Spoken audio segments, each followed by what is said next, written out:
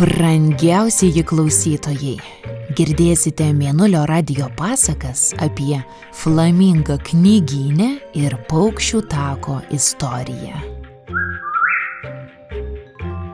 Norite tikėkite, norite ne, bet Vilniuje po Liubarto tiltu gyveno sykį rožinis flamingas. Ir eidavo jis kiekvieną ketvirtadienį į knygyną Gedimino prospekte.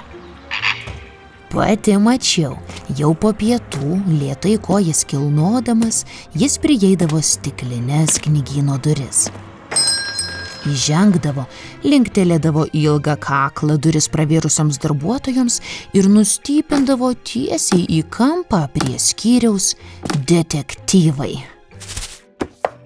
Tada išsirinkdavo kokį, pavyzdžiui, Šerloko Holmso nuotykius arba Tomo Dirgėlos mokyklos detektyvus. Atsistodavo ant vienos kojos, dažniausiai dešinės, o į kitą kairiąją koją pasiimdavo knygą, prikišdavo snapą prie pat raidelių ir imdavo skaityti. Girdėdavosi tik šnarantis detektyvo puslapiai. Ar jums tai patogu? Gal norėtumėte prisėsti, ar nepavargote? Jaudinosi darbuotojos, bet flamingas papurendavo rožinės plunksnas ir atsakydavo: Oi ne, man labai patogu ir net tas žodis kaip įdomu, prašau netrukdyti. Po valandėlės kitos jis vis tik pakeisdavo koją, taigi knygą perimdavo į dešinėje, o toliau stovėdavo ant kairės. Ir kai lauke jau imdavo temti ir Gedimino prospekte visos kavinės susidarydavo, tai ir darbuotojoms tekdavo prašyti tą flamingą lauk. Leiskite man, prašau, dar 5 minutes, čia pati įdomiausia vieta, jau tuoj ir pabaigsiu. Geraširdės darbuotojos leisdavo jam pasilikti ir taip kiekvieną ketvirtadienį. Savaitė po savaitės, kol vieną tokią štai gražią popietę į knygyną užsuko pati jo direktorė, panelė Olivija. Kasgi čia per flamingas? Skaito detektyvus, sakote? Ir norite man pasakyti, kad niekada nėra nieko nusipirkęs? Ką jūs sau manot? Juk čia jums ne viešoji biblioteka. Iš pradžių direktorė Olivija truputį supyko. Iš pykčio net sukaito, bet kai atvėso, jai kilo mintis. Ji paprašė flamingo skaityti detektyvus ne kampe, o prie pat stiklinės vitrinos į gatvę. Juk čia daugiau saulės šviesos, akims veikiau, o be to ir visi praeiviai dabar matė rožinį flamingą. Jie kaip matu sukdavo į knygyną. Kai kurie irgi bandė skaityti, stovėdami ant vienos kojos, bet gan greitai pavargdavo. Tekdavo knygą nusipirkti ir neštis namo. Vis tik ne visiems patogu skaityti kaip flamingui. Kitiems maloniau ir namie, ant fotelio arba lovoje. Dabar į tą knygyną kiekvieną ketvirtadienio rytą atveždavo daug naujų detektyvų, eilėraščių, meilės ir filosofinių romanų. Nes visi žinojo, kad tą popietę knygynas net braškės nuo daugybės lankytojų.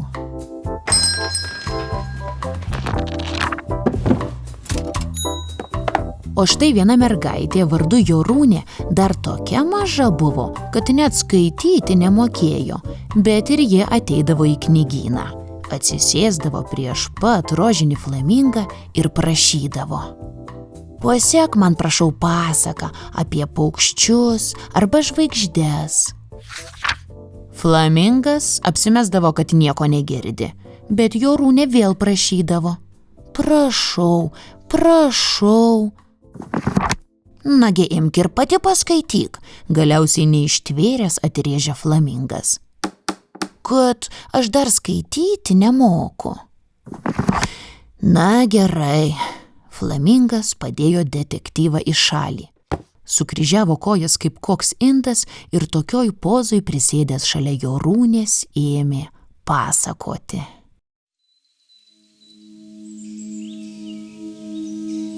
Šitą istoriją vaikystėj man daugybę kartų sekė mama. Tai bus Paukščių tako legenda.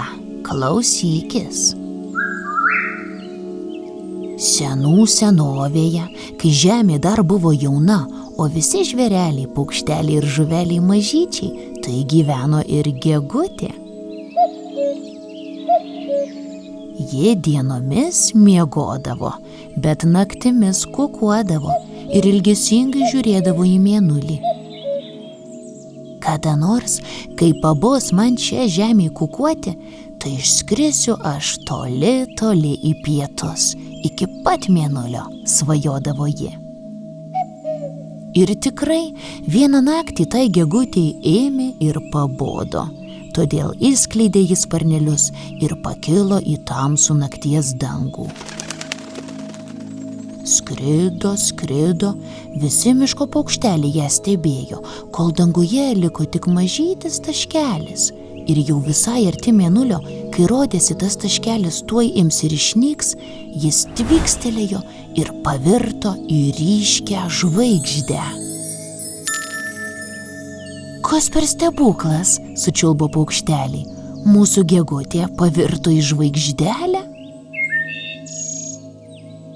Kitą naktį margasis kukutis tyliai upavo ir niekaip negalėjo nurimti. Pasiilgau aš savo bičiulės Gegutės, pabodo ir man čia žemelį, skrisiu geriau aš pas ją. Ir kukutis pakilo į dangų. Jis skrido, skrido, visi miško paukšteliai jį stebėjo, kol besimatė tik mažulytis taškelis. Ir kai jis buvo jau prie pat mėnulio, tai staigiai blykstelėjo ir pavirto į naują ryškią žvaigždę. Dar vienas stebuklas, užgiedojo visas miškas, ir kukutis pavirto į žvaigždelę. O trečiąją naktį ir mažoji Lakštingala nusprendė išskristi, nes labai pasiilgo savo bičiulio kukučio. Lakštingala baigė paskutinę giesmelę ir išskrido. Netrukus danguje šalia Gegutės ir kukučio sužibo ir trečioji Lakštingalos žvaigždė.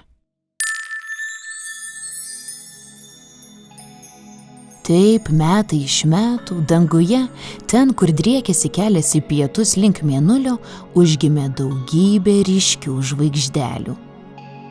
Žmonės tą vietą praminė Paukščių taku. Kalbama, kad ne tik paukšteliai, bet ir kiti žvėreliai, o gal net mūsų seni seneliai ten iškeliauja paskutinės savo kelionės. O paukštukai naktimis gieda sau toliau, žiūri į Paukščių taką, bet visai neliūdi, nes žino, kad vieną naktį ir jie ten nukeliaus.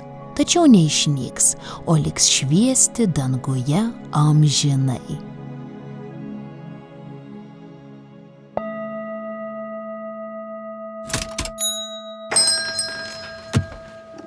Flamingas baigė pasakoti ir atsimerkęs žiūri, Jorūnė ašaroja. Nejaugi tai reiškia, kad ir tu vieną naktį išskrisi į Paukščių taką ir niekada čionais nebesugrįši? Nagi, vieną naktį, ko gero taip, sako Flamingas, bet dar ne dabar ir ne kitą, ir ne dar kitą ketvirtadienį, nes dar labai daug detektyvų neperskaičiau. Jorūnė nusišluostė ašaras į megztinio rankovę. O tu, Jorūnė, nusipirk geriau knygelę su labai didelėmis spausdintomis raidėmis ir mokykis skaityti pati. tarė jai flamingas. Mergaitė taip ir padarė, nusipirko tokią knygelę. Todėl dienomis dabar žiūrėdavo į dideles spausdintas raides, o naktimis į mažytes tviskančias žvaigždes.